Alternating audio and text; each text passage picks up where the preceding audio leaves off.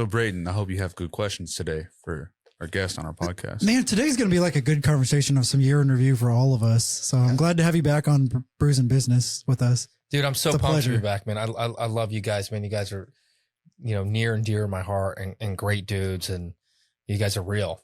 And I love being around you guys, whether it's in here or seeing at the gym or seeing at events or random places. It's just great to be around guys where I feel like I'm at home.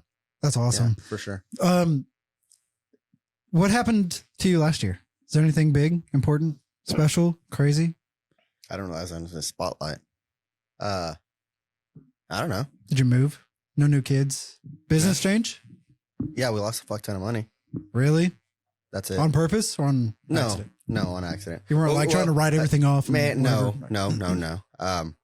So we had our year-end meeting. I think what happened was when my dad passed away, we kind of all just checked out, and we just realized it now. We're like, shit, got to get shit together.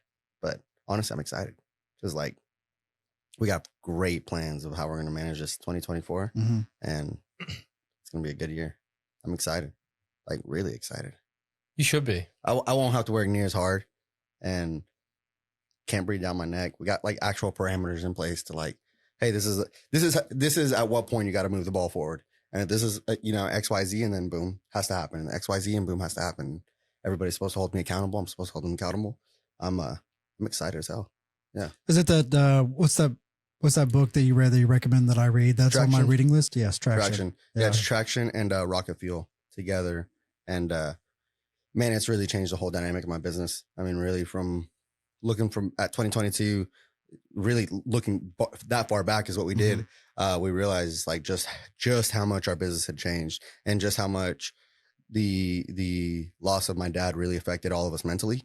Which we all try to say like, nah, it didn't affect us. But then you look at it and we're like, we're a straight up Mexican family with a patriarchy type mentality. When you lose that patriarch, it's a huge blow to everybody. And we're looking at it now, and it's kind of like, okay, we're kind of settling into the way life is now. And man, like I said, I'm super fucking excited.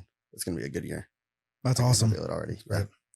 Some new stuff with the podcast. I'm gonna give a quick shout out to that. We got these new beer can glass mugs, which are kind of cool.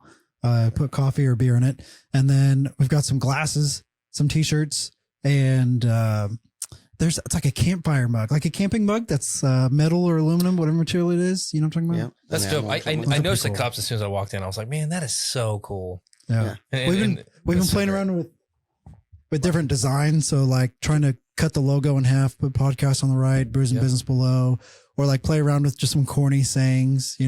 People trip on these. You'll see these all the time at Ross or Marshall's, and they're all over people's houses where it's like, live, breathe, laugh, happy family.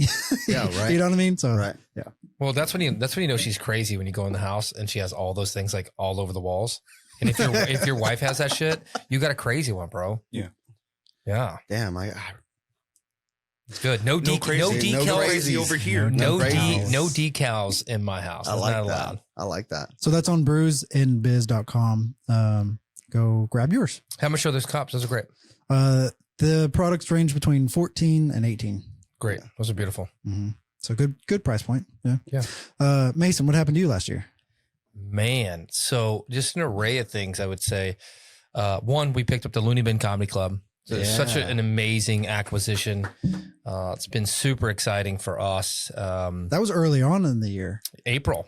So April's our heart. So like what a lot of people Already don't that know long. is people, they come out of the gate swinging first quarter, right?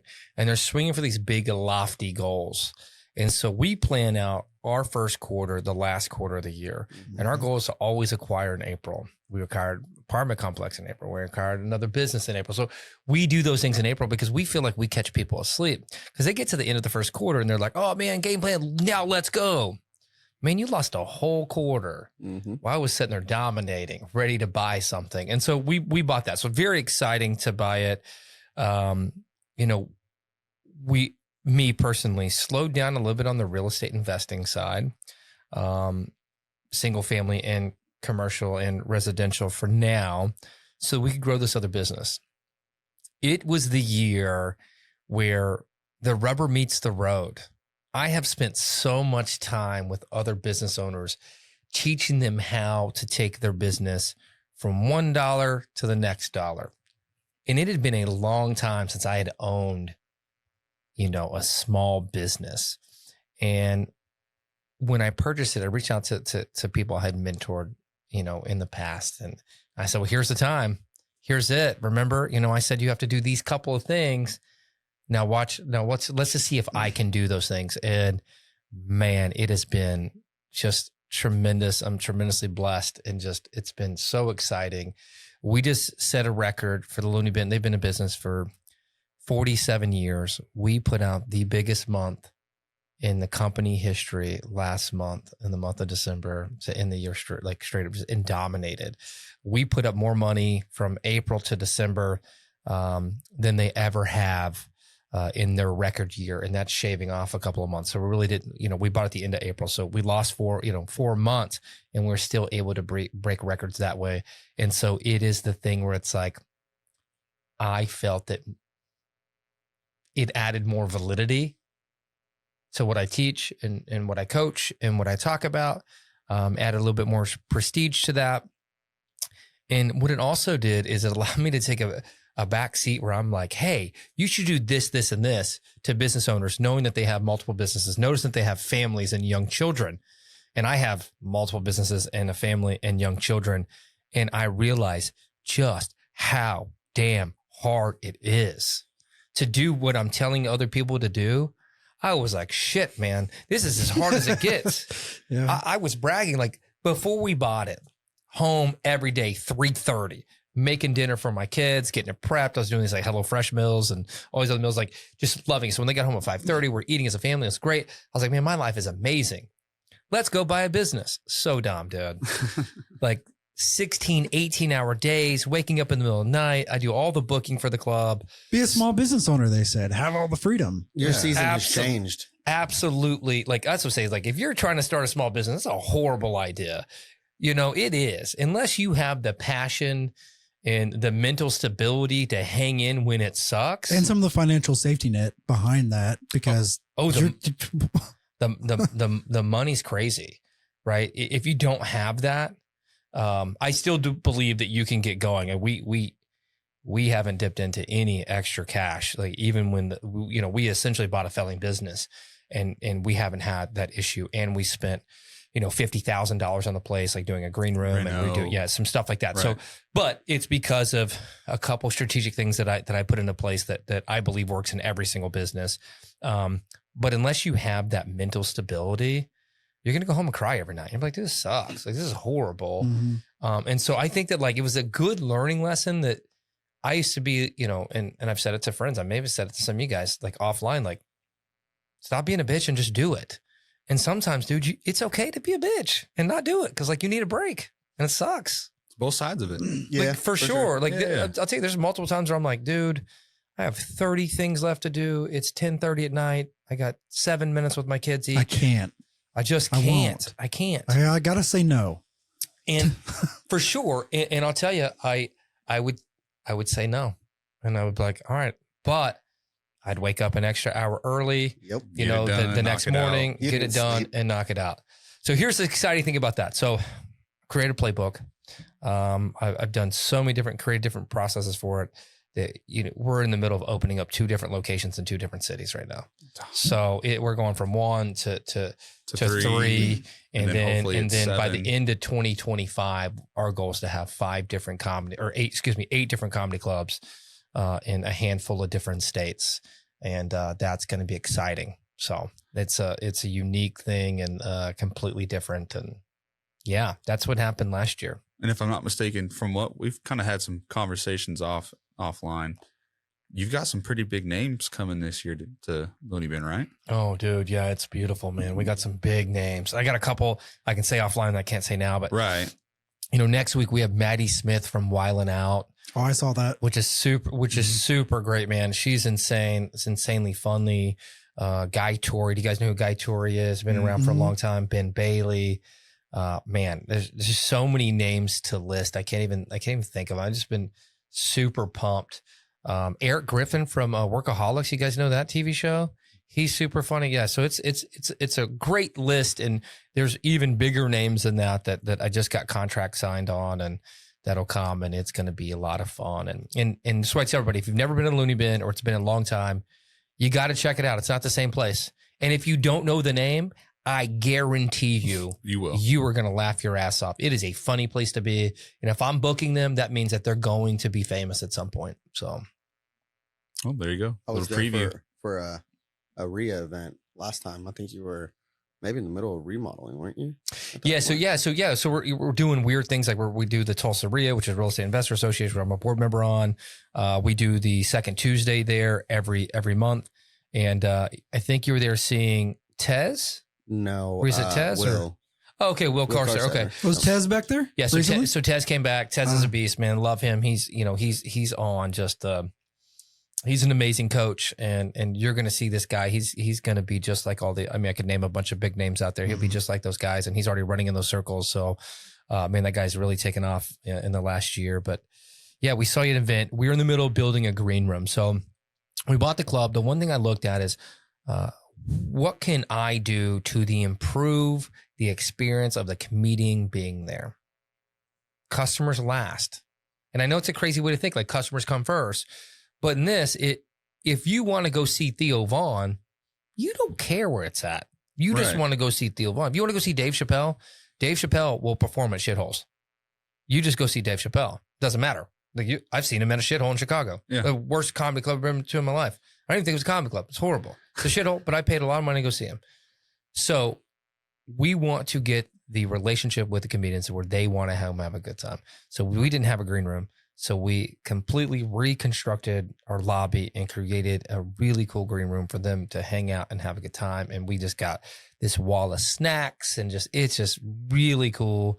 And so we were under construction during that time, and it sucked. And it was a lot of apologies, and I don't like doing business with apologies. I want it to be like no apologies needed. It was an amazing experience. And then it's different since you guys have been there. I mean, it's a difference since you've been there. It's just, really changing up the room and giving that VIP approach to our talent. Cool. Do you ever question yourself when you were like telling everyone from, hey, as a small business owner, you need to be doing this, and as a dad, you do this, kind of giving coaching advice, whatever it was, to whoever it is. Did you ever question yourself in the process on whether or not you were giving the right advice as you were doing what you were telling people what to do? Did I question, hey, I'm giving this, but can I do it? Is it possible? Am I giving the right advice? Because I can't do this. Or, oh my God, am I in the right direction? So the good thing is, no, I never questioned it. And looking at the failures we've had at the Looney Bin have been the times where I took the break. So the times that I can't do it, times I had to I couldn't muster through. Those are the times where we had failures. So had I not been a human element, right, and push forward like they could tell others to push forward, I wouldn't have had those failures. So we've had a couple of small little failures and little hiccups, and it's because I just had too much, and I'm like, oh man, I can't do it. And even if I waited till the next day to try to get it done, so yeah. On the times that you said no and you had to take a break, did it work out? Was it still okay? It was still okay, but it wasn't to the expectation or the sheer opportunity it could have been. Now I want to be completely transparent. I am the guy that my wife and I and kids, like we go take a weekend at minimum every quarter, but ideally we go take a few days every 60 days because I work so hard, and we turn off phones and we just have a good time. And I tell people, if you can afford it, or if you can give up something or delay your gratification to spend time with your family 3 to 4 days if you could do every 45 would be great, but every 60 days, man, that just keeps you so motivated to keep grinding. I don't like using the word grinding and hustling anymore because I just think it's lame. Like, you got to grind it out, dog. Yeah, grinding out's dumb. It's dumb, right? But now that you've been a small business owner again, you're like, yeah, sometimes you really do just grind it out. Like you really do just. That's why it's dumb, dude. It's dumb. It's dumb. It is. Man. It's funny you said, because every time I talk to friends and here in the past few months, I've realized I have like 3 friends that are starting businesses and whatnot. And I'm just like, I've always told you guys that's stupid. Why are you doing that? And they're like, well, because I wanted to see if I could do it. I'm like, you're an idiot. I'm like, it's stupid. You end up, and then I talk to them and they're like, I didn't realize like there's just so much. I'm like, yeah, I know. I was like, there's so much you don't realize. Like, you think you're just, so before, for perspective, you just fixed the car, right? That was it. Like, that's it. You fixed the car and moved on. Now you got to order the parts. You got to pay the bills. You got to talk to the customer. You got to do your bookkeeping. You got all this other shit that you're like, yeah, you remember how, you only worked on cars from like 9 to 5. Well, now you work on cars from like 5 to 9 and then try to squeeze everything else in between 9 to 12 and then sleep for a few hours. Like that happens. And sometimes it does feel like you're just grinding away one day after another, hoping you can get, you know, a few of those things off your 30 to-do list. And you're just like, but you know what? You just got to keep going. Got to keep going. And I mean, it does pay off eventually, especially if you have people around you that are past that grinding stage, right? So they can remind you. A lot of times it's easy, or at least I catch myself. You mentioned earlier being human, right? It's easy to be human and you just get caught up in the grind, right? You're constantly just, the day to day, blah, blah, blah. But it's nice to be around other like minds. They're like, hey, but you know, this is what I did. You're like, oh, fuck, that's right. I need to stop. I need to slow down and rethink and restructure my business to where I don't get sucked back into this, because that's not a real business. Like, I don't want a job here. I'm trying to run a business, and you have to have the job. You have to build that job for someone else, and so on and so forth. And think the way you do, you know, like the always evolving and always trying to fix things, and sometimes looking at it instead of, like you said, instead of the customer facing, but even the talent facing. So on the back end, you know, we just went through something similar where we closed down for a week over Christmas break, and really slim since then, like hours wise. We still have a great crew. Everybody still shows up for work. We're like, well, we were expecting at least 3-4 people for sure on that. Like, people got bills to pay. Everybody's like, nah, you guys have a great culture. We get paid great here. So on and so forth. I'm like, on the back end, you're working on your employees, kind of like you work on your talent, right? But working on those things kind of reminds you again, like, oh, okay, the grind is worth it. You start to build and you start to have those, you know, your sold out shows, and you're like, oh, that's right. That was a good move. That's why we did it. Yeah, that's right. That was a good move. That's the masterpiece behind it, is watching it all kind of come together. Mm-hmm. And what I think about that's dumb, stupid about grind culture is, if you own a business, and a small business, that is your life. That's your marriage. That's your baby. That's your family. So it's not grinding. It's just getting work done and doing business. And that's why I think I see friends, man, that I really enjoy and I think they're great. And they're still hashtag grinding, hashtag hustle. I'm like, dude, but are you really? Are you? You told me, like, I watched you put hashtag grinding today. And man, I was at 2 events, and I had the luxury to be able to go to 2 events. And you were just talking to people. You weren't working. And when you talked to me, you complained about something, complained about having too much on your plate. Get your ass out of these events. Like, going to networking events is dumb if you have work to do. Mm-hmm. Mm-hmm. You know, so like, are you actually grinding or actually hustling? So I think that's the part for me that I don't enjoy, is like, you know, that just like kind of like that culture. I'm just doing work. I'm just going to work. I'm seeing stuff. I'm getting it done. And if it doesn't get done, I got to find someone who can get it done. Got to find someone, or turn into a robot and just go for another hour. Yeah, I mean, how many of us in this room have been sitting there, and you look at the clock, you're like, oh my god, dude, it is 11:45 in the evening, and I just want to sleep, but this has got to get done. So, and I could easily put in 3 more hours. And you woke up at 4:35. Yeah, and you're in the middle of something. You're like, holy shit, I've got to get this finished. And you just do it. You just do it. I'll equate it to this. So this is a crazy story. So when I was in college, I joined a fraternity, and they hazed the hell out of me. They were so mean to me. They were aggressive. I mean, it was calisthenics. It was the worst thing that you could ever possibly think. But there came a time where my mind unlocked a different chamber, a different moment, a different experience, where I was able to endure anything. And I learned that as a small age. I just remember being able to naturally get there as a, you know, young man going through this, you know, stupid event. Once I was able to hone that, that's the same thing with business. I look at it, I'm tired, I'm frustrated, I want to go home. And then it's like, Mason, that's not who you are. It's not what you do. You're setting a standard. You got to focus. You got to grind, right? There's that grind work. You got to hustle. And I say that to myself and I laugh. And once I start laughing about it, I'm like, all right, dude, let's just go to work, get it done. And then I get it done. And then I go home and get sleep. If I get sleep. If you get sleep. Like I leave before my wife. I get home. I'll leave in the morning. She's asleep. I get home at night. She's asleep. I'm like, damn, this woman gets rest, dude. Not me. I feel that. I usually leave the morning by about 6. The house doesn't wake up till like 9. So I'm like, whole day is basically passed by before my family decides to wake up and be like, hey, good morning, Dad. Hey, what's up? Are you grinding? I'm like, oh gosh. I was like, this is nice. And then, yeah, right. I get home, but I get home at 7, 8 o'clock if I'm lucky. In the summertime, it's different. But anyways, if I get home at dark, by that point, it's eat and go to sleep. Like, if you see me doing some shit, you'll call me out, right?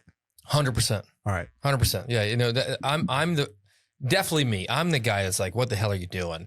And I'm the person that I'm a cool dude to hang out with. So I would say I think I'm pretty dope. But I was gonna say, but I super suck when you're doing stuff that sucks. Cause I'm like, what the hell are you doing? Like, why would you do that? What makes you think? And my wife hates it because I'll be on the phone with somebody and I'll be like, what in your mind made you think that was acceptable to do today? And she's like, that's rude. And I'm like, well, sometimes you fucking need it. Sometimes you need someone like, I hope someone's like, bro, what the hell are you doing? And very few people want to ask me what the hell I'm doing, which sucks. Cause I want someone to be like, dude, you're an idiot. So I want to bring up one thing that I changed last year, and I told you to do it. And I told a bunch of other people to do it. And I selfishly wasn't doing it. I started putting in my calendar. Now, if my wife hears this, she's going to be pissed. But I started putting in my calendar time blocks for my wife and time blocks for my children. I started scheduling that time to be fully intentional. So what I do is my phone is away. I'm playing, I'm enjoying whatever the moment is. And that has impacted my family so much. That has impacted me so much. That's made me feel better about who I am. It makes me feel recharged and better than just being like, oh, well, I'm home. Let's spend time. And then I'm on my phone, trying to make Facebook posts, which is not who I don't do it anymore. But at the time I was trying to do it, stuff like that. Like I'm trying to create this crap because I think I'm better than everybody else that does it, which is stupid. I'm not. And, but once I started creating this time, that's just these blocks, it's changed everything. So if you're not doing it, I don't do that, but I kind of do. So I have a day off every week where, so my wife will go to work and I'll spend time with my kids, only my kids. Mm-hmm. And, man, those are my favorite days of the week. What are you doing during the week though, bro? What do you mean? What am I doing during the week? 2 days a week for me. On Tuesdays and Thursdays, I get home and I spend 2 hours. Make sure I spend like 6 to 8 with the family. And then we do like our bedtime routine. And if I need to stay up and work or whatever, I do. But outside of that, on Mondays, Wednesdays, and Fridays, I usually have the flexibility, the agreement that if I need to work late, I can, or if I have a networking event like the HBA stuff I'm a part of. I'm speaking here in a couple of weeks about podcasts and marketing and stuff. Starts from like 5 and it ends around 7:30. Well, luckily that's on a day to where I'm not supposed to be with the family or whatever. So you should put a time block on your phone if you're an event. So here's one thing that I'll do. I'll be an event and you'll watch me. Now that I say it, you'll see me in events and you'll watch me step outside. You'll watch me step aside and grab my phone. I have time blocks on my phone. If I can't be there that day, I'm calling my kids. I'm having a couple minute conversation. I know I love them. Mm-hmm. Like that's what I'm saying. What are you doing during the week? Like last night, I called my daughter, my youngest one, and I prayed with her before she went to bed. That was it. Cool. Now, when I called her, she was like, Daddy, Mama being mean. I'm like, of course your mom's being mean. Did she pray with you? No, which my daughter lied. My wife did pray with her. And I prayed with her. And it was like 5 minutes. And that felt up her bucket. Then this morning she's like, Dad, I love you. Right. So it's like, I got to do those things. It makes you feel better. It's funny you say that. One of the things that I'm known for in the company. So the guys, we have a great culture. The guys like to go out to eat together. They have officially stopped asking me to go out to eat. And they would ask me every day, hey, you want to go out to eat? And I'd always say, no, I'd rather just go home and eat with my wife and kids. Yeah. Every day. So almost every single day, unless I'm working, like out here, I go home and eat at home with my wife and kids. And everybody's like, why? I'm like, because whenever I was growing up, all I wanted was my dad to be around. He was a truck driver. He couldn't be around. It's not that he didn't want to. He couldn't. I have the luxury of being 8 minutes away from home. Dude, I'm going to go home and eat. not only that, it saves me tons of money. I mean, and the food is way better than eating crap out and about. Who cares about like, the money? Yeah, right. But I mean, realistically, like, Bro, that makes me emotional. The man. I love delicious food. Like, come on. I get to go home, open the door, and that food just hits me. I'm like, Mm-hmm. what are you making? Well, I'm making something. I'm like, oh, that's amazing. Like, that's spoiled right there. Do you ever Not only for me, feel but for humbled them. when you walk in the door and you smell that because your wife Oh, made absolutely. you a meal and you feel humbled immediately? Is that just absolutely. me? No, I mean, well, I don't know. I don't know what. Maybe Does she? I don't know if the word's Do humble. you guys cook? I cook. She doesn't cook anymore. Okay. Oh, yeah, I don't cook. Maybe she I feels mean, that way about you. I Yeah, grill. right. You give me some fire, and I'll cook on the fire. It makes Yeah. me feel manly. I like it. It smells good. I like getting the Booga, fire booga. going and stuff. Right, but ultimately, no. And my wife. you have a bunch of kids at home, right? Yeah, How many three kids at home. All you under got- 5. How many now? 3. 3? Dude, He's like, what do you got? 7? Almost there. well, yeah, I think I like football team. Man, we don't have time. We don't have time to cook. Like Oh, we just man. got like so when my wife does cook, my wife makes this. What does your wife do first? That's why we do the Hello Is it Freshes wife because it's stay-at-home easy. It's mom? 30 minutes and we'll eat. No, so my wife, you know, Which, by the way, there's a coupon code in my link.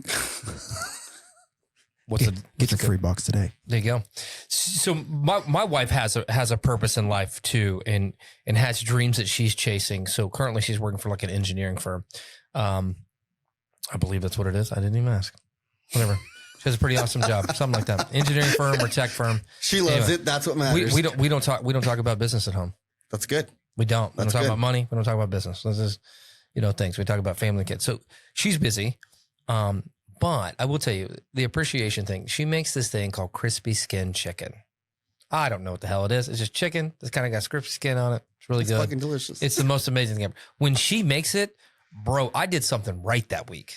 Like I killed it. I dominated. Or she's like, hey, you trying to go to San Diego and spend $15,000 this weekend on a vacation? It's something. It's either she wants something or I or killed you it. did something. Yep. I have yep. not gotten one of those dinners lately. So Sounds like you've been lacking. Man. I have been See, slacking. it's funny you say that Shoulder because, massage? because the But other day. I did just book a vacation though. So There you go. So maybe you'll get your crispy chicken. honey, if you're out there and you like this weekend chicken. It's funny you say that because here lately I've been telling my wife, so it's off season for us, right? So I was joking, I tell all my customers, everybody, I'm like, I get to see my kids in the winter. I don't get to see them in the summertime. I'm too busy working. So in the wintertime, I get to see my kids and my wife.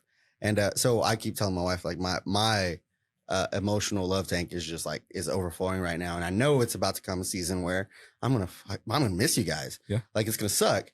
And the other day I was talking to my siblings and I realized that my wife had done something very similar for me. We talk about, the groceries, what we're going to cook for dinner, whatever, right? And I'm more or less usually useless when it comes to like, what are you going to cook for dinner? Like, babe, I'm out here trying to work. I'm trying to do my thing. She takes care of the home. She's the homemaker. She does all that. I'm just kind of like, show up for dinner, eat whatever you want. I'm never going to complain. Thank you. Love it. Well, I came home the other night and I smell something. I'm like, what is that? And she's like, what do you mean? I was like, I smell something that instantly triggered like a childhood memory. What is that? And she's like, well, I don't really know. And I open the pot and I open it and I'm like, babe, is that albóndigas? And she's like, that's how you say it. I'm like, so you made something that is like a culture thing for me. You don't even know how to say the damn thing, but oh my God, it was amazing. Will you say it one more time and tell me what it is? Albóndigas. So it's like rice. It's like rice meatballs, basically. It's like a soup with meatballs. It's got rice and stuff in it and potatoes and zucchini and carrots and stuff. It's just a soup, basically. Got any leftovers? No, it's been gone. But anyways, I realized that she did that because I was talking to my siblings and they're like, we're just talking about life. And I'm like, oh my God. Like I went home and my wife went out of her way to figure out something that's on my culture. She's never even had it before. And it was fucking delicious. And she's like, well, it's just something I could make with the groceries that I had on hand. And I'm like, I did something right that week. I did right. and not only that, I mean, shit, she did something right too. I mean, yeah. I mean, it was let's be good. honest. Let's be real. Like, yeah. But it's just one of those things where, right? It's like these tiny things. And it goes back to, like you said, what do you do during the week? What do you do? So you made a good point. It's like, well, I go home every day I can for lunch. Anytime I can, I go home. I take my wife coffee sometimes during the middle of the day because she wakes up at 9. I'm up at 6. I'm like, hey, I'll bring you a coffee. It's like the middle of the day. Who cares? But my Thursdays with my kids are a big deal because that's where by the end of that day, when mom comes home, they don't even acknowledge mom. I'm still the dad today. So I'm still priority that whole day. So when they're crying, they need anything, mom still gets to relax all day. And they're like, I want dad. And it's awesome. I love those days. And then the weekends are family days. And that's awesome. Let's catch up with Chance. Yeah. Dude, what's up? What happened in 2024? What happened with you I don't last know year? what's going to happen Sorry. in 2024. It hadn't happened yet. What happened in 2023? Yeah.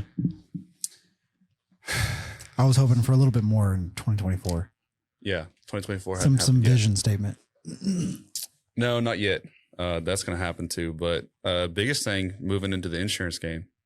So approved, licensed. You have my Nice. insurance doc. I do. Yeah. Life insurance? Yeah.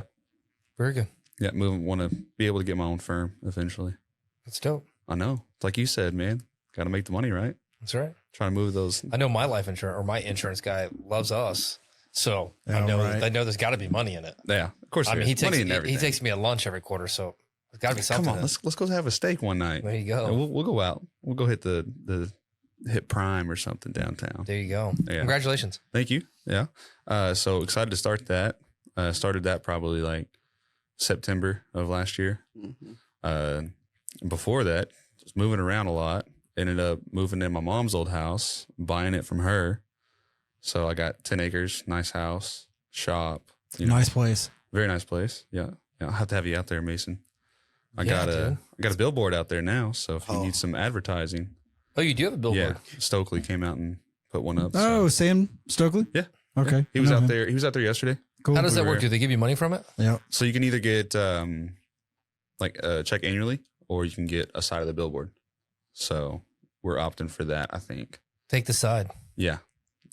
Yeah, take the side. Yeah. Billboards are expensive. I just priced them out. So. That's Yeah. literally what I said. I was like, dude, 1250 plus yeah, right. to As I was, 4,000 whenever I noticed it at your house, I depending on where said, they're at. yeah, right. and who they're with And who they're with. and how big Yep. they are. How How big they small. are. If it's digital or non-digital. Size. Yeah. I mean, it varies. No, But it's that- an old school. And whether or it's not they a- move if they are digital or Right. whether or not they stay if they're I digital. mean, well, I just Yeah. get a price on 2 digital and 11 standing. standards. Yeah. How much were they? I mean, that price point I can't disclose, but it's a very good deal for us. What was the range? But I would say if you don't, you're looking at about $3,000 a board. Yeah.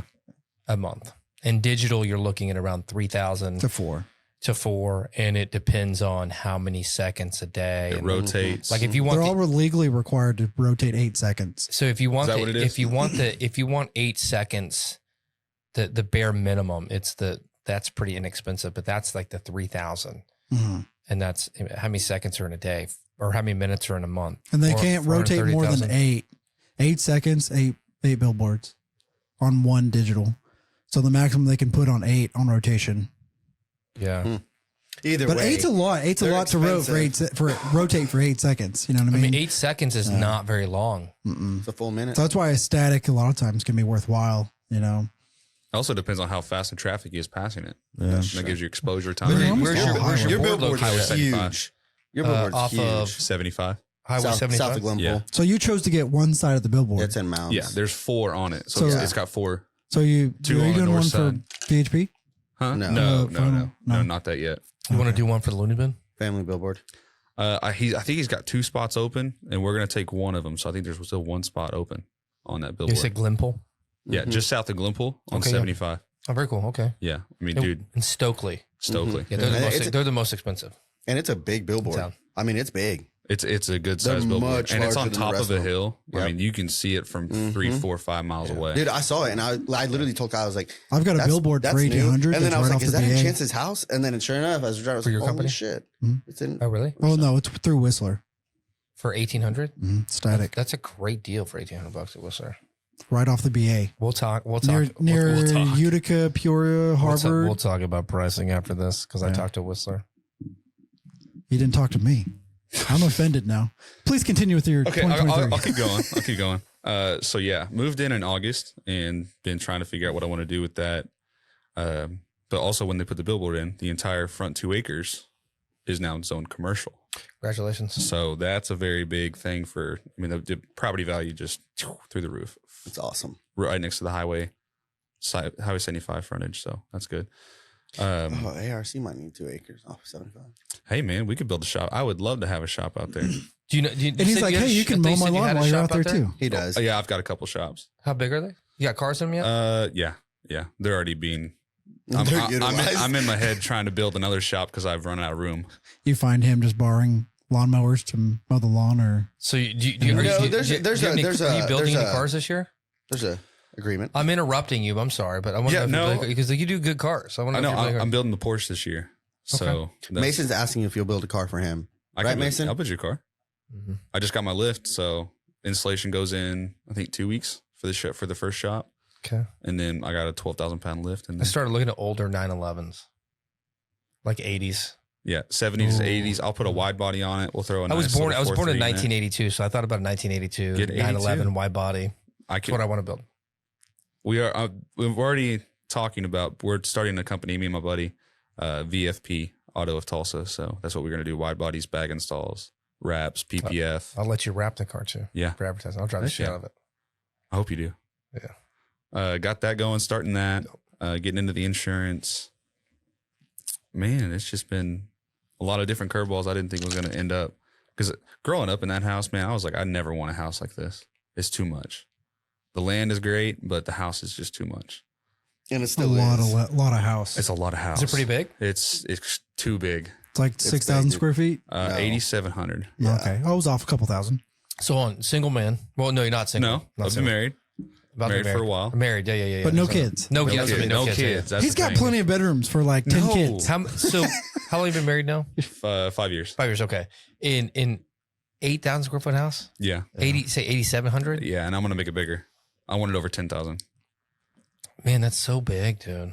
It's That's what she said. It was just. Yeah, I've heard that. 2-story, 3-story. 2-story. So Yeah. It's a nice house. It really honestly, is. but The it needs layout a is remodel. amazing. It's very open. That's Yeah. why it is. It's only a 4-bedroom, but it's extremely open. It's open, but there's like certain areas I feel like to where you can be secluded Kind of go by or like yourself. be like if I was married with someone, like you could put us off on our own. Yeah, so You know what I mean? Like there's we an just area live too in like that. We just live in the master. Yeah. We don't even do anything with the living room. We only use a The kitchen. master has the master is like its own house. my Yeah. buddy Within the just house. built his house is I think it's 1,100 or 11,000 square feet, or it's either just over or just under 11,000 square feet. Yeah. 3-story. It's just I went there. wow. Don't get me wrong. Hold on. Listen. It's beautiful. His man cave, and I don't have a small house. His man cave is. I'm like, damn, it's my house, dude. Yeah. And it's beautiful. It's so great. There's like a couple urinals in the bathroom, black mint urinals. That's amazing. But it's just like it's way too much house. You can have that if you want that. Except for I took my Hey, that's real low hanging. If not, I'm gonna fill this back up. which part? the urinal one. Oh yeah. But the cool thing about it was like it's just how big and beautiful it was. But it's just a lot of house. It's just so much. That's what I told her. I was like, I don't ever want a big house because my house was in Bixby was only like 1,400 square feet. No, it was 1,100 square feet. 1,100 square feet. It was That was 1099. perfect for you It was guys. perfect. We loved it. Yeah. 2-car garage, 3-bedroom. It was so nice. But hey, you know what? I could clean the whole thing in like an hour. You know shit, what? yeah. It's, Dude, to clean your house would take 2 weeks. That's why we don't mess with the house. Do you just have a cleaner come in? Yeah, Well, see, once a month. And that's the thing is like you realize that as you get older. So like I always look at like houses like what Chance's living right now and whatnot. I'm like, man, that's just crazy. But then I think about it, I'm like, no, honestly, I do want that kind of money. Like think about how you do have a cleaner come in. You don't have to clean it every month. You actually just provide a job for somebody else, which is kind of a great thing. Realistically, I feel like I've never underpaid anybody. So I don't plan on doing that to my cleaner. But realistically, it's like, to be able to have the space with as big as my family is, like, I think it'd be cheaper to just build out his house the way it was whenever we were kids and just have that than fucking take my kids out to go do all this shit all the time. Like, Dude, that's a big house. Right, I know. but- I know. I didn't. but I the didn't way ever want this it to was happen, broken but- out is perfect. Yeah, And it's really nice. I'll have to see pictures of this thing because that's Come out, a man. monster. Dude. Yeah, come out, dude. it's It's a fun. monster. It's a good house. It's really not a bad drive. Like I left my house. It took me like 20 minutes to get here. Yeah. It's in 75. Glenpool. 75, Just south of 44. Glenpool. I mean, I live deep, Jinx. So Yeah, just it's literally right. I'm 130. Jump on I'm 75. 131st in Peoria. yeah. 211th and 75, Yep. basically.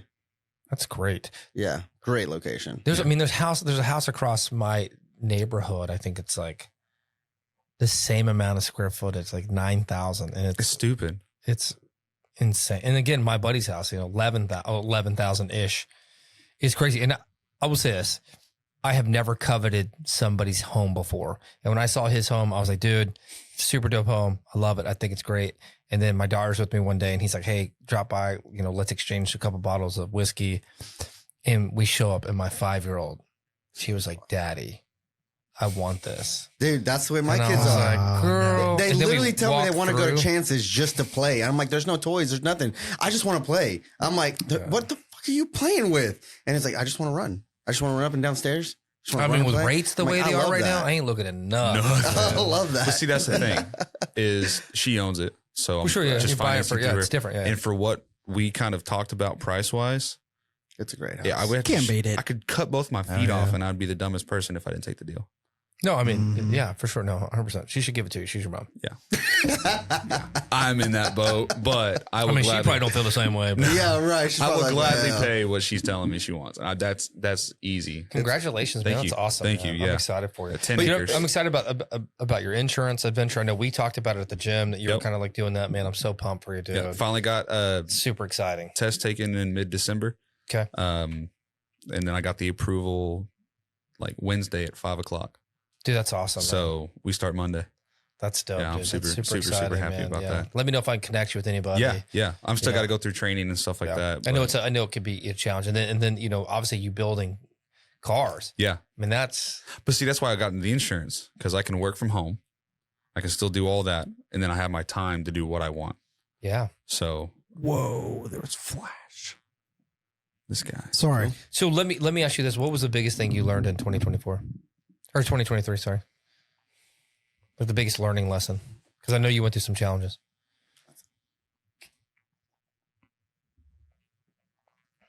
I want to be very particular with the words if I can. You can think about it and come back. Yeah, dude, I need to think about this one. That's a good question. Yeah, let me Well, that's a good let me ask Braden the same question. Like, what's something that you feel like you learned, whether it's because it was a success or because you got your teeth kicked in? Like, what's something you're like walked away from that as like a defining moment in your life? Can I tell a little bit of a story and see if I can connect the dots along the way to answer the question? Yeah. All right. We love stories. So year before last in 2022, and this is kind of my answer to this is going to kind of fill out where my placement is in my business, and then how I kind of manage my time, and then how I also kind of felt on a mental health level, right? So year before last, 2022, I took 1 week off every 90 days. Didn't touch the business at all. No emails, no texts, no calls, no nothing, right? And that was great. Like every 90 days, me and the family, I most of the time we went and did something. So 1 week we went to North Carolina to see my family. 1 week we went to Kansas City. There's a big water park, Great Wolf Lodge, right? Love that place. Another week we like stayed home, did nothing. Another week we like just, there's something different, right? That was really nice. But I realized that that was great on the mental health level. So I was like getting a little bit of a reset, and it was consistent. I already had it preset on my calendar in advance for the whole year. So I knew when my time was going to be off, so I could prep for that on my time wise or business wise. So I was like, okay, cool. I officially took off 1 whole month that year. And so I only worked 11 months. I thought that was cool. I thought that was great. But there was also something that was missing that I didn't actually connect the dots on to get the growth that I needed. In 2023, I didn't take any time off really. And I saw about a 70 to 80% growth in business last year, almost doubled last year. So the time that I took off was about 2-3 weeks when my daughter was born, which was one thing that happened last year, right? One big substantial thing. I'm officially a girl dad. I'm proud to be a girl dad. So It's I get fucking to learn awesome. from this guy. It's the best. Dude, isn't it? It's the best. God, man. Because I got 2 boys, and all I get to do is just beat the hell out of them, and they beat the hell out of me. And we like, it's a little different with boys. Wait until she gets older and you're just like crying every day because it's just like beautiful. The other day, Remy did something, and I was like, oh, I hate you. And she's like, what, Dad? And I was like, oh, I'm sorry. I was like, I didn't mean that. but you look just like your mom right there, and that broke my heart. You're giving me emotions I don't want to Broke do. I'm my about heart. to cry. Yeah, right. Man. I broke my heart. I'm about to beat some dudes up. So yeah, good luck with that. Yeah. So like last year I didn't take any time off. And this year I also don't have any other plans to take time off. But I realized that like some of the placements and where I fit in like business and like where I fit in family, like my family needs me more frequently than I think. And I need them more than I think as well. Like, that's almost like a duh statement. Like, duh, like you both need each other. Like they need dad and dad needs the family.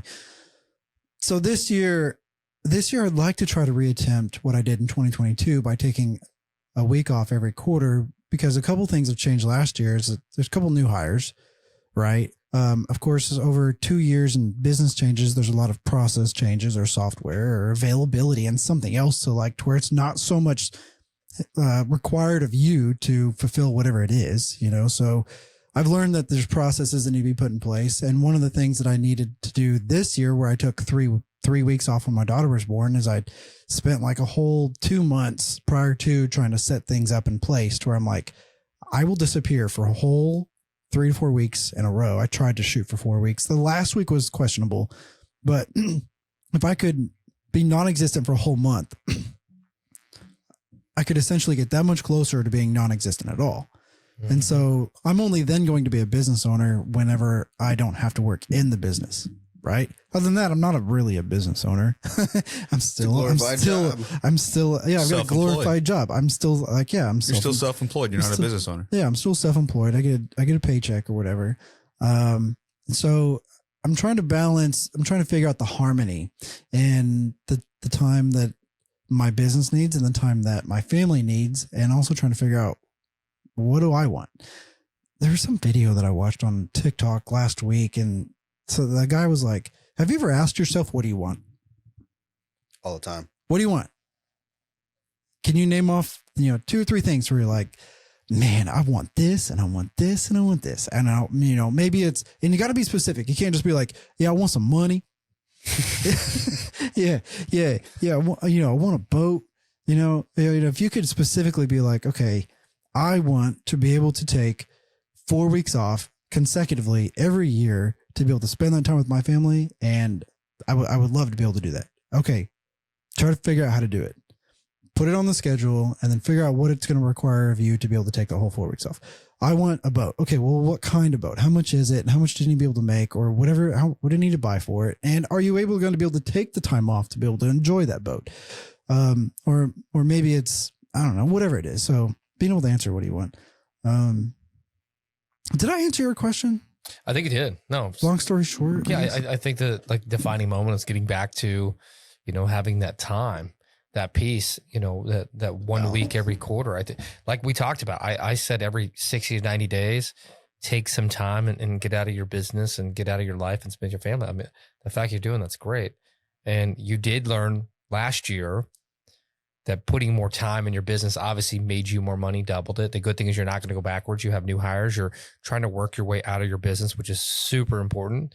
And I love the realization that you're like, I don't own a business if I'm still working in my business. I just have a job. Mm-hmm. It took me 3 to 4 years to realize the difference and actually experience the difference between supporters and producers. Mm-hmm. So there's 2 different roles in an organization, and a lot of people don't know this. And clarify this if I'm wrong. A supporter is an office admin, an office manager. Well, they don't actually produce revenue. They don't actually produce the job that needs to be that it takes to a revenue producing role, right? So that's what I qualify as a producer. A supporter is someone who would be like a manager that helps the servers and bartenders and host and expo. So, the front of the house manager would be someone who helps those people, right? They're almost a supporter role, right? Rather than everyone else would be like, if the server doesn't go out and wait tables, they're not producing revenue. Right. Yeah, I agree with that for sure. I would also say that like the manager is a producer role, because what they're doing is they're producing an environment and an opportunity for everyone to keep driving and working. Yeah. And that's an important piece. You look at football teams, baseball teams, basketball teams, and we talk about coaches, right? Like real heavy duty coaches, Bill Belichick, right? Bill Belichick's an amazing coach. even though I don't like that team. The Patriots never would have been the Patriots without him. He made decisions. He made plans. He made tough decisions. And so for me, I look at it a little bit differently, right? Like I look at the girls who check in people at the loony bin in the box office are the first representation of their producer role. To me, they're a producer, even though they're not out there getting money, they're not doing anything other but than they produce you can argue and say they produce the experience. The experience is what you're selling. So anybody who helps contribute to that experience. So if you have an office person, the person who sets your meetings, your assistant, that's a representation of you, an extension of you. And that person has to be almost more important than you are, because they're going to decide who you are based on who they are. And, I look at that a lot, especially because I work with agents. And if an agent's a jerk, I'm like, I bet the comedian's a jerk. Mm-hmm. And that agent's not really doing anything for them. I mean, maybe if I'm reaching out to the agent, they did nothing except for connect some dots. We talk about money. If they reach out to me, it's completely different. They're actually being a producer. So I think it's more of I've been using this word crazy. It's like an ambidextrous role. They can, this hand makes money. This hand, creates the experience and they come together. But yeah, deciphering between what's most important in your business and deciding those roles is impeccable. When I come here, every time I come here, I feel like it's an experience. Everyone here? Yeah, your office is an experience. It's always a good time. Whether you welcome me in the door or your brother or anybody else, it's like someone's always asking if I want something to drink, like snacks. Like it's just this experience here. It's a great time. It's a welcoming environment. So I think for you, like any customer you're courting, you should invite them here. Like I wouldn't do a meeting outside. I wouldn't do my first meeting outside of here. I wouldn't do my second or my third. I would just do it here because it's the environment that's great. It's a fun place to be. Oh, that's cool to hear. I've been to other marketing companies, dude, and sucks. Set in a cold lobby. They hit me with a bunch of analytics. Oh, that's cute. Okay. I don't care. Like the analytics are cool. I get it. You're going to show me how you make money or not making money. But if you're boring, I think that your marketing is going to be boring. Yeah, I think that your approach is going to be boring. I think that you're not going to listen to what I want to do or my vision because you have this preset notion of what you're going to do. And the reason why I have you preset notion is because I'm here and I'm having a really shitty time. Here it's different. I'm having a blast. Good point. Literally on the way here, I was grabbing my coffee that you'd called me, and then I had my business partner on the phone, and I'm like hyping him up I'm like, oh man, I should have told you to come. You could have hung out in the lobby. This place is dope and just having so much fun. I'm just like doing that, and he's like, man, it's like you're going to hang out with your buddies. I said, I am. I said, the funny thing is though, like I feel like everyone that goes and hangs out with them probably thinks that they're going and hanging out with their friends. Right. We're all working though. Yep. Yeah. I mean, you're networking, you're communicating, you're building good relationships with people that might make a difference one day in your life. Yeah. Well, I appreciate that. And I've tried to learn the difference between the supporter role and a producer role. And so I realized at one point in time, I had too many supporters and not enough producers. Right. And I'm like, okay, well, what's that ratio look like and feel like, and where does it balance with everyone, and who to hire next, and when, you know what I mean, sort of thing. So it's taken some time to realize that, and I feel like I'm on a better track. We're not going to say I'm on the right track, but I'm on a better track. You're on the right track right now. Think so? Yeah, you're improving. Yeah. Every day. Yeah, it's something new. Trying to figure out something better. it's all about growth, man. Yeah. Every year. You're not going to come out of the gates being perfect. No one is. Yeah. Right.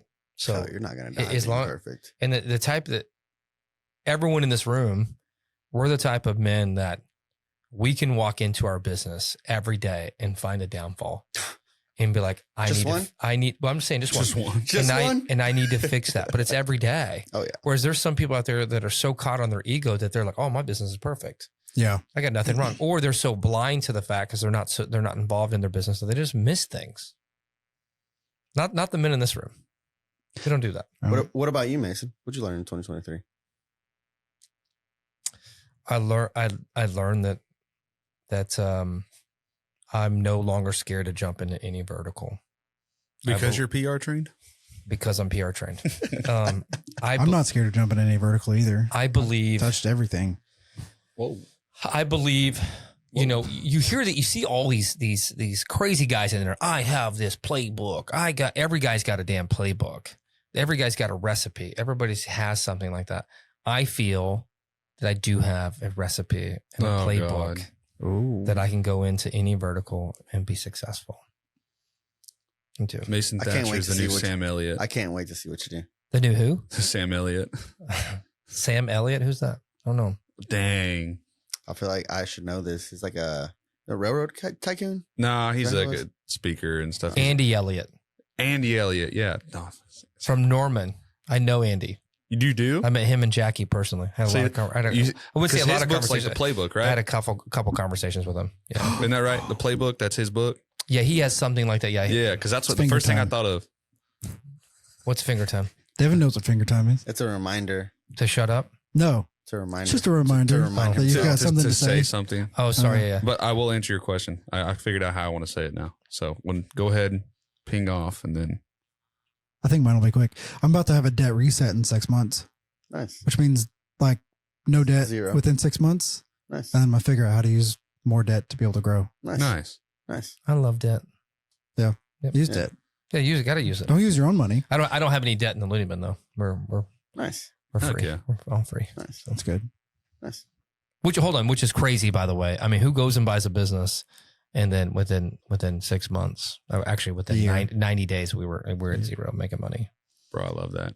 It's pretty That's dangerous. That's what I'm saying. I got that playbook, He got the playbook. but I'm not gonna ever be. I want to be your coach, bro, for $79.95 a month. Just But come you- check out my but course. you've known how to, but you know how to do it because you've done it enough times. You've failed enough times. You've succeeded enough times to kind of figure out, because you can't just be like, here, do A, B, C, and D. And then there's your $1 million playbook, because D may need to be moved up here. 100%, and this yeah, way. yeah. And then you may need to do this, and this may take longer, and then that may take shorter. And then you See, can hire someone just to do that. And like, I you can't think- do that for everybody. I think that's the you know? challenge is, I keep telling people, stop buying courses, dude.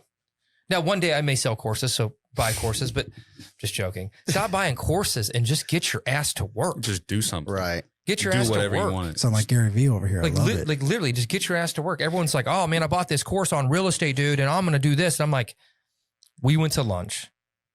We spent hours together. I told you what to do and how to do it. Oh, but there's so much more.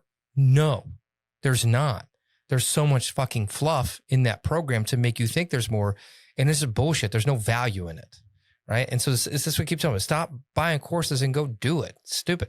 I didn't buy a course to own a comedy club. I knew nothing about comedy other than enjoying comedy. But it's business. I didn't know the business of comedy. I got on the phone and I was making 100 calls a day. Last time I made 100 calls a day is like 15 years ago. I mean, 100 You're calls literally a day. making 100 calls a day? Literally 100 dials. I got a Dang. dialer, Mojo dialer, loaded all the numbers of agents and comedians that we had in. We have like 30,000 phone numbers or something like that. Loaded into a dialer, calling people that died, calling comedians that suck, some that should never perform. And I'm hitting like 5 questions and then trying to book. And for a month solid, it was insane. And then That's awesome. I felt like I woke up and was like, I think I got it. I'm not saying I'm great at it yet. I'm not saying I'm the best, but The way I'm I saying see it You're is, working towards we're it. working towards it. the way I see it is, there's that guy that, if anybody plays sports here, forgive me guys, but it's just what I've seen from the outside who doesn't play sports. Somebody who loves sports and they decide they either want to make a career out of it, and you go play the sport at a professional level, and you end up, it's your job. You go coach the sport because, well, that's what you feel like you can do. Or you go, basically you just do it for fun, right? Recreation. You're like, I just want to enjoy the sport. I want to love what I do. You're like, I don't want to go coach anymore. I'm just going to enjoy the sport. I have my playbook for me. I'm going to be out here playing the game, and we'll see how it goes. And we'll, like you said, maybe eventually you want to be a coach, but for right now, it sounds like you're just like, I'm just going to, Here's the do secret. my thing. Here's a big secret. There's more money in coaching than there is in doing. That's a fact. Yeah. I can And see that's that. why people coach. Yeah. that Oh makes my sense. God. Okay. So there's this makes lady complete that sense. It's true. It's 100%. there's a family that Leslie and I were watching on TikTok last night, and she's like, "Hi, welcome to my day in the life of having 5 boys under the age of 5, and me and my husband, this is our daily routine and shit like that." And we're like, "What do you do for a living?" Their house was nice. And then they're also fostering kids on top of that. So like they had a random foster kid show up a couple weeks ago, stuff like that. And we're like, "What do you do for a living?" Well, we eventually found out, searching through her videos, that she's a coach. She's a nutritional coach and a gut specialist, and she's the sole provider of income for their household. So then I got to thinking, okay, well, how much money do you have to make? Well, their house, depending on where they are, but even if they're here in Tulsa, their house is like a $350,000 plus house. So what do you have to make? I mean, if she's debt free, 100,000 to be able to afford that. Yeah, I mean, 350 house, normal life in Tulsa, 75,000. $8,000 a month. You're fine. You're living. fine. How many? Yeah, you're living. But we're assuming that they're not completely debt free when they got that mortgage. Let's just play the cards, and let's just assume that the average $8,000 a income month. anywhere in the United States is 165,000 for average income, or for middle class income, from what I heard. So I was like, dang. But it's that as a whole, coach, that he's got to make business model $165,000, just $200,000 works, a right? year. And Coach. It's the whole gym membership model, but on a coaching end, right? You get it cheap enough that people will pay for it, and they'll continue to pay for it month after month after month, or reel them into some sort of subscription or some sort of buyout process. Didn't Kyle do that for a little while? He still does it. He still does a that, process where he does that like his works. calls I on mean, Tuesday mornings or whatever. Yeah, he still coaches people. So that girl probably makes more than $8,000 a month. That's just a number that someone can live in Tulsa in that type of lifestyle and struggle probably. I mean, $8,000 struggling, which is funny. But what I'll tell you is, I have a friend who makes and struggling. I mean, you can struggle in $8,000 if you have a $350,000 mortgage as of today's value. I mean, that's a couple grand a month, $2,500 a month payment. I live pretty okay at like $2,500 a month. I mean, I wish I made a lot more, but dude, I live pretty comfortably. I live a simple life, my man. Love it, my guy. I love it. I love my simple life. dude. I got a nice little savings. No, I love it. Listen, money is like comedy. Money's like comedy. It's subjective. Yeah, right. I'll touch on three things. One thing is, I have a friend that makes $45,000 a year, and he's happier than anyone I know, and he lives a great life, and he's very responsible with his money. I have another friend who makes $120,000 a month, and he's broke all the time. All the time. $120 a month, over $1 million a year. Broke. The end of the month, around the 20th, he's asking me questions. He's like, hey, you guys want to come float me? And he's getting paid, and his business pays him. It's insane that he lives that life. So that's crazy. Go back to coaching. I have a friend that makes over $50,000 to $60,000 a month coaching people doing real estate investing, and has never in his life ever did one deal. Oh, wow. How do you do that? I know other coaches who coach on how to be successful in business who have never, ever owned a business. I mean, there's actual coaches in NCAA or NFL that have not actually played, right? That's different. What's his name in here? They've all played on some level? That's different. But, I mean, is it? Yeah. I mean, coaching. Is football, coaching? Coaching football's different. So, like, I've never played in the NFL. But could you study enough over a decade and then all of a sudden be an NFL coach? Every coach has damn near been in. The Dolphins was a boy back, like a bag boy. I think he maybe played in like high school or something, but he was like.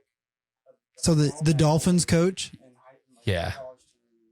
I've heard of coaches in the NFL and NCAA that have never played. 98% of coaches in any professional sport have played at some level, typically collegiate. So it's different. I hate to theory here, right? In every business, there's some sort of visionary. The guy who goes after that, the guy who leads that business forward, that guy doesn't necessarily need to know everything about comedy. I can't coach you on comedy. But you could run a business. So I could see where being a coach, even though now, would I trust that coach personally? Fuck no. But I could see where realistically a coach or whatever could teach someone, even though they've never done a deal. Now, personally, I wouldn't want to work for that guy or whatever, right? But I could see that, considering you literally, we just talked about it. You think you have your playbook for your business. You know nothing about. I'm like 8-9 months in. Right. You know nothing about comedy, but realistically is because you understand enough about business, you were able to come in and actually implement your processes. But I've owned businesses and failed and struggled and lost. Right. Whereas some of these coaches have not struggled, lost for their business. Yeah, I get that. And it's not like a batting coach. That batting coach has never had to bat before. He's seen throws, he's seen plays. So that's different. Like, that's an athletic thing. I think it's a little bit different than owning a business. If I'm sitting in front of you right now and I'm like, I'm on The third quarter of the year, I'm taking a major L. I'm losing. I'm struggling. My family's struggling because I'm pissed off. I'm depressed. I have nowhere to go. I don't know what to do. You're my business coach. Dig me out. Get me out. As I'm paying you $5,000 a month, $2,500 a month. Dig me out. The problem is they can't dig you out if they've never had to dig themselves out. Right. They Okay, don't know so what how many to do. professors and teachers that teach marketing and business that have never actually done the work themselves? That's why college is a fraud. Well, I think all he's trying to get at is they're trying to speak from a position of authority and they have no authority. That's right. I went to college, right? So I'm not denouncing going to college, but Did you graduate? oh yeah. So, but my professors that I had, the one that was marketing, he lived in New York for a long time. He was in his 60s. So he went and ran business and he just wanted to teach and he's fantastic. Great professor. Another one owned a really good construction company and then taught. But other ones, you could tell they knew nothing. They were just coming from a textbook when you try to put principles into place. Right. So I started my first business, prior to college, got into college. I did a couple different businesses and I would be in these classes and I would have these conversations and these questions and they could not answer them, And so I think it's like, I think it's okay to have a business coach who's never owned a business because their business is being a business coach. But when the rubber meets the road and it's a struggle and you really need somebody to dig you out, not get you started, dig you out. But But you never dug themselves out. you need someone who can fight. I'll give you another example. Do you want to walk over here? So attorneys, right? Attorneys are amazing, right? But did you not know that not every attorney goes to trial? There's attorneys who have never been to trial. Yeah. Do you know that you would There's never trial attorneys. Yeah, I would say you would never in your life. Pick an attorney that always picks plea deals. Yeah, it'd be dumb to go to a trial, no matter what it is, if that son of a bitch hasn't been to battle. I would never go to a different country and fight if I wasn't with someone who hasn't been trained. But you know what? This guy, he read every book. He's seen every movie. He's looked at every single documentary on how to go slay in, this foreign country. Pass. Get the hell out of my way. Give me them Navy SEALs. Give me some badass Marines. Same thing in business, man. Like if we're, and I've been on the hunt for a coach myself for a very long time. And when I sat down with them at the end, everyone that I've had the opportunity to sit down with right now, they're like, hey, they've been all gracious. Like, man, I just don't think we're a good fit based on the questions you asked me. Cause you're asking me stuff that I haven't done. What do you ask? Well, I want to know about their failures. Like, I don't want to be coached by someone who's never failed because they don't know that. There's pride in that. You don't need an inspirational coach. Yeah, I don't need someone to get you motivated in the morning. If you're going to hold my hand, I don't need that. I got a damn phone that can tell me what time it is. I don't need you to tell me how great I am or if I'm depressed to tell me that my life is great. I mean, here's a crazy thing that I haven't said this to very many people, but even at a point last year,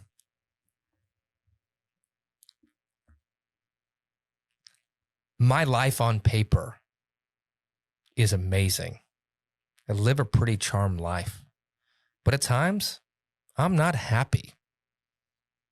And I have to figure that out. So whether that be not happy in my personal life or my business, I need a coach who's won before, but when he's in the end zone, being like, this fucking doesn't matter. That's why I bought another business. It didn't matter. I was winning, but I didn't care.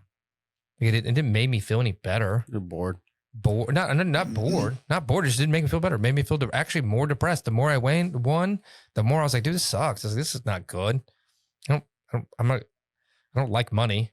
Like money's great, but I'm not like, oh, I'm out here chasing money. I'm out here chasing to try to fill whatever this is in my heart and my head. And so I need a coach who understands different pillars of life, like being a great father, being an amazing husband, knowing what it's like to treat people respectful and loving and caring, and how to utilize your business to pursue whatever it may be. For me, I like to use, I know I cuss, I'm a little crazy, but I want to glorify the kingdom at somehow. I'm a Christian, I believe in Jesus. Like I want to be able to use that business for something. I want to impact other people's lives. And the problem is with most coaches, man, they just want to fill one bucket, and that bucket is their bucket, their money, and they're not teaching you anything. Now, if you never owned a business, you need someone to set up an LLC and get you a Dun & Bradstreet number and get you with a marketing guy. And that first 6 to 8 months or that first year, that's different. But if you're in the heat of the battle, man, you need someone who's going to sit down and be like, dude, I was right where you're at. And it didn't feel good at all. It sucked. I hated it. I didn't know what to do. I cried as a man in my car. I was depressed. I yelled at my wife. I was short with my children when they did nothing wrong because I was pissed off at what happened in the day. I'm frustrated. I got my ass kicked in. I lost a parent. I lost a child. I lost a wife. I'm going through divorce. Whatever that is, you want someone who's been there before so they can tell you what they did to get out of that. Yep. Right. If not, they're going to look down on you. Remember what I talked about earlier? Oh, I told all these guys on what to do and how to do it. When the rubber met the road, man, it sucked for me to do that for my little small business when I was telling everybody else to do that. And I was like, oh shit, this is easy, bro. Just do this, this, and this. When it wasn't easy. Same thing. That's what I learned. Like, that's what I learned. Like, I was telling other people what to do, and it'd been such a long time since I'd done it. Dude, it sucked. That's perception over perspective. Yeah. Yeah. Now there's some good, there's some good coaches out there. I want to say that. There are great coaches out there. But damn it, man, they better have some battle wounds. Who in here played sports? Here's the last thing I got for you, and I'll shut up. Who in here played sports? I played basketball 14 years, karate, BMX, soccer. You know what the dopest thing was after you, what did you play? You're a big ass kid. Of course you played football. Of course you did. You're a monster. So, He's a beast. So the most amazing thing Devin is used to get hit at like 6 years old, 8 years old, whatever, and the whole crowd would go silent. He'd get up, he'd just get trucked on his back. He'd lay there for a second. People would freak out, and then he'd hop right back up, get to the huddle. the kid's a beast. I don't want to get hit by him. So let me tell you this piece. So all of us you played sports too, right? Kind of, sort of, but not really. So all of us have played sports. And the most amazing thing after playing a game of football was going to get ice cream or a snack afterwards. Mm-hmm. You sat there around your buddies. Man, you're sat there, you won or you lost, and you're eating your ice cream or your snack. And what'd you do? You talked about the game. What you did right, what you liked, what you loved, right? And you're huddled up there, man, and it's great and it feels good. You're looking at each other. You got your asses kicked, or you got your ass kicked, you still won. You know what else you noticed in that room? There's a group of people right there having those conversations, sharing those stories. And there's another little group of kids next to you who didn't have stories to share because they were setting their ass on the sidelines, not putting in the work, and they didn't have a scar on their jersey at all. There's no grass stains, no sweat marks. There's nothing rough for them. So when I want to go to battle with somebody, I want someone who's been there before. I want to see the marks on their helmet. I want to see the dirt on their jersey. Not some pussy that's sitting on the side is going to tell me how to do it and who's never done it before. So what we did at Beggs is on our helmets, every time you sacked the quarterback, you got a sticker. Yeah, those are dope. So like me and like probably like 4 of my other buddies, we would just have helmets that were just filled. Cause like, and you'd be like the 4 or 5 guys who only had their helmets filled because you were the only one who went back there and got it. Yeah, man. So I think they stopped those stickers at a certain point. So I'm old. So we had those stickers, man, and it was great. And the coolest thing was it's not fair to all the kids. The greatest thing. Well, the thing about it is, dude, it was psychological because you'd be on like if you were on defense and you saw them, and the offense would look over and you see this some dude that's got half his helmet filled up already, like, shit, and nobody else has it, and he's sitting on tight end. And he rushes, bro. The quarterback was scared. Dude, that's so cool. 9 times out of 10, they were scared if you lined up. I love that because we had those too. And dude, like I played tight end and DN. So when I was DN, I would look at the tight end and I would just start smacking the back of my helmet. I played strong safety. I got to blitz a lot. That was great. Yeah. Run right in it. Yeah. And there's just something exciting about it, you know? So if you pick a coach, make sure he's not a bitch. So we're coming down on time. Let's we got about 5 minutes left before we gotta end our man. That was a good one. Good ass podcast. Good one. Chance, what are you thinking about? I'm thinking about his question. You know, what I learned in 2023, I'm not saying I am yet, but how to be my authentic self, the most authentic self I can be. That's what I learned in 2023. And that's what I'm going to push for and strive for in 2024. I'm with you on that. I love that. That's good. What are you thinking about? I was thinking the same question, honestly, but mine's slightly different. Being emotional is expensive. So Ooh, yeah. that's what I learned this year. And it's okay to be emotional, especially like what happened to our family. That's okay. But it's expensive. You have to have those moments. It's expensive. And the thing about it is, you have to rebuild from that, right? You have to understand there's a loss there, acknowledge the loss, and now you're rebuilding from that loss. But nonetheless, it's expensive. And we hear all the coaches say, you know, oh, emotion out of it. But until you're in the middle of it and life is kicking you in the teeth or whatever, you don't realize it. And then you look back and you're like, God damn, being emotional is expensive. mm-hmm. That's just plain. And again, it's okay. Sometimes emotions will make you money. But for the most part in business, man, it's just expensive. Don't do it. Think of it logically. And if you have to have a hard conversation, well, guess what? You chose to be a business owner. Yep. Have the conversation, get it over with and move on. Like it's going to be awkward. They might be pissed, but guess what? At the end of the day, like it's either they're pissed or you lose your business. Which one you want? You both end without a job. So, it was a good year. What are you thinking about? Man, so just growth this year. Just exponential growth. That's all I'm thinking about. I didn't set any crazy goals.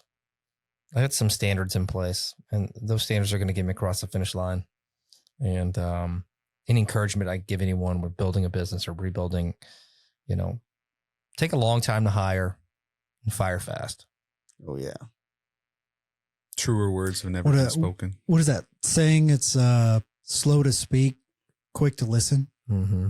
It's like the same thing. We had a general manager last 3.5 days.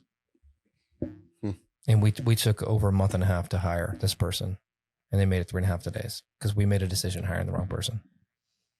Yeah. Took me 2 years to hire Sydney. took me months to hire Maddie and Maria, and I mean even Devin a couple of years back too. So Took you a long time to hire Devin.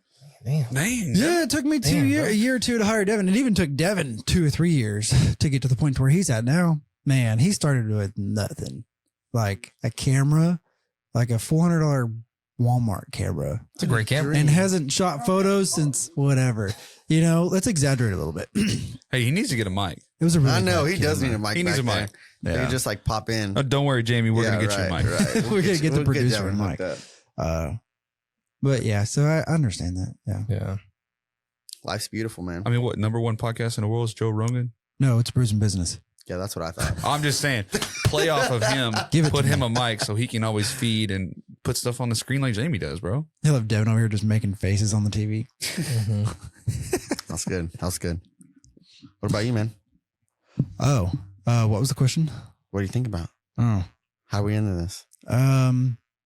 Yeah, it's a wrap up. We can't get any more stories. It's going to be going on. Oh yeah, we're gonna keep going, huh? Yeah. Yeah. Thankfully, the I'm whiskey's thinking not out. about how Blue Studio is going to expand into its own office space next door, here in the next 60 days.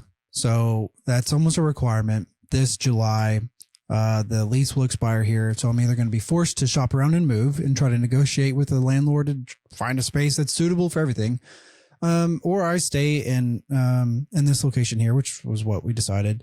And then to take over part of the other, floor here, move the studio over, which would allow space here for more personnel, over the next 2 years. We extended our lease 2 years. And then, I mean, we have about 2,500 square feet for about $3,000 a month.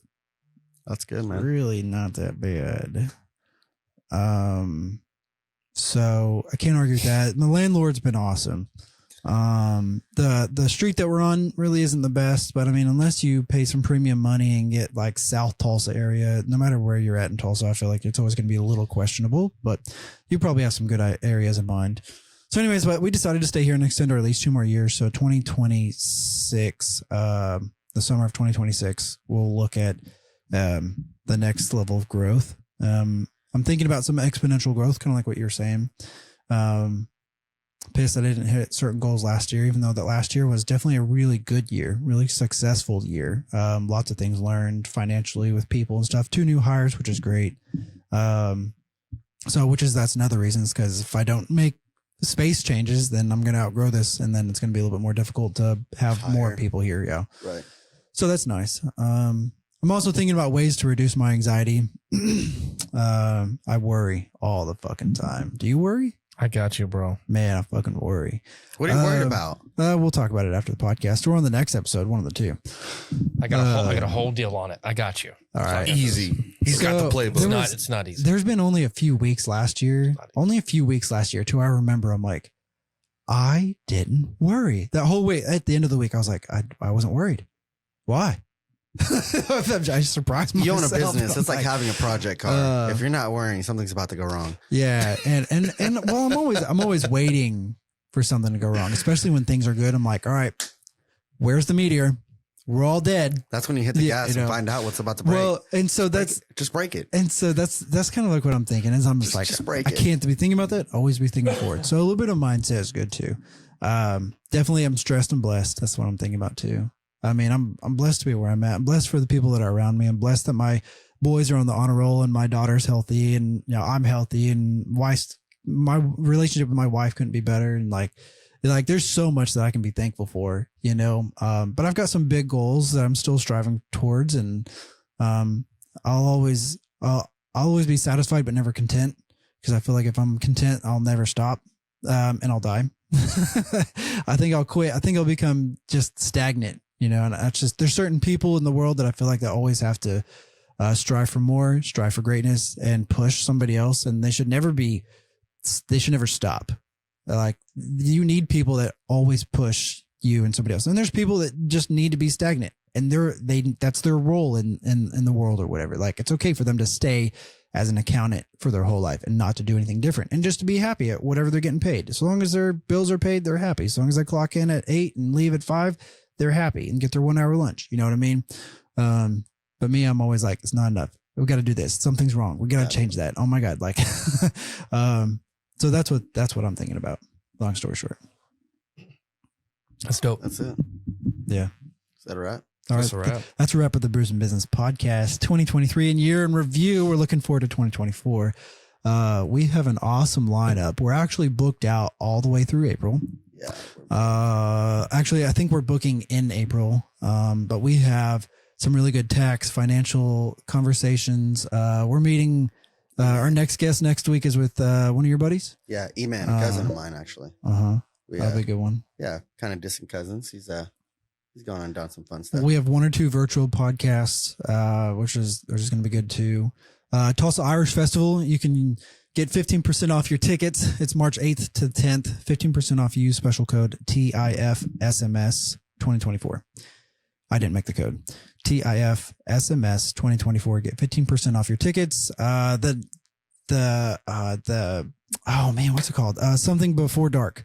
It's fairly new. Dusk? Nope. That's what I was going to say. Irish Fest After Dark. It's the Thursday before it starts. I think it's on the 7th, but it's supposed to be at the Brute Hotel. They're $200 a ticket, but if you use the discount, 15% off that. But you have to wear a green shirt. Yeah. Dress in green. That's going to be good too. I'm going to be there. Yeah, you can come. You bring your family or whatever to that weekend. I've got to figure out which day, Friday, Saturday, or Sunday, how many tickets I got. But I got a private snug, so that'd be cool, like my own little bar area. Be dope, yeah. Which is dope. And I think McNelly's is going to sponsor that, which is going to be big. It's gonna be huge. So it's gonna be cool. So, I got a green sports coat. Yeah. I bet you do. I bet you do. I'm gonna look in your closet, man. I'll tell you what. I know, right? He always shows up in some nice stuff. So that's a wrap. I appreciate all you guys for listening, tuning in.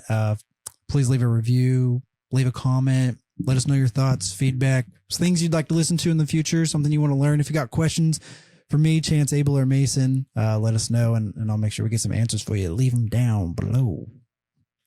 That's it. That's a wrap. Peace. Bye, guys. Thank you.